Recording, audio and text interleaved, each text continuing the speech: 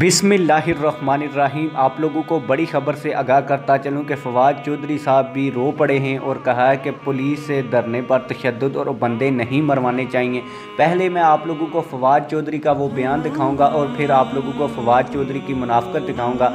जब तहरीक लब्बैक पाकिस्तान के धरने के ऊपर तशद्दुद किया जा रहा था, तहरीक लब्बैक पाकिस्तान के कारकुनान को शहीद किया जा रहा था, उस वक्त तो फवाद चौधरी साहब ये कह रहे थे कि हम धरने वालों के साथ सख्त तरीके से निपटेंगे।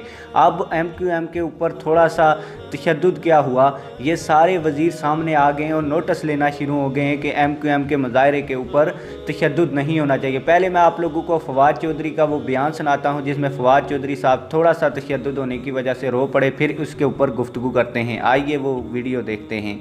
वफाकी वज़ीर इत्तलात फवाद चौधरी ने ट्वीट किया है कि MQM के पुरअमन एहतजाज पर सिंध हुकूमत की गुंडागर्दी की मजम्मत करते हैं। ऐसे वक्त में जब PSL जैसा इवेंट होने जा रहा है, इस पुरतशद्दुद वाक़े का कोई जवाब नहीं था।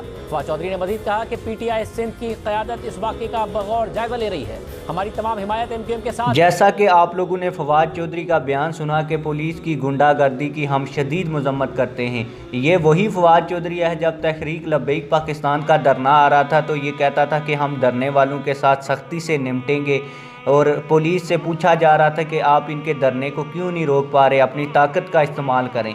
अब ये वही फवाद चौधरी है जो किसी धरने के ऊपर होने वाले तशद्दुद की शदीद मजम्मत कर रहा है और इस बयान से इनकी आप लोग मुनाफ़कत को वाज़िया तौर पर देख सकते हैं। आप लोगों की फवाद चौधरी की इस बयान के हवाले से क्या राय है, कमेंट सेक्शन में अपनी राय का ज़रूर इजहार करें।